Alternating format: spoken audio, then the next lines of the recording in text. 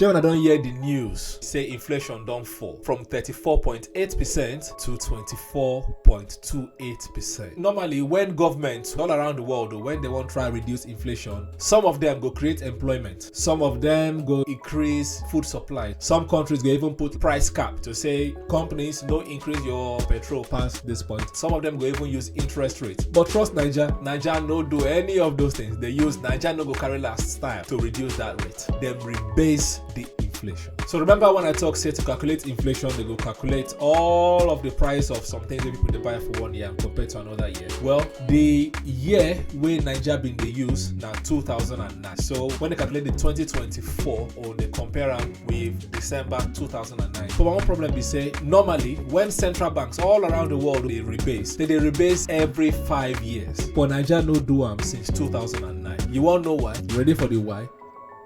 Not be corruption. Now because CBN no get resources. So since 2009, a whole CBN no get money to count money. Naija, I hear.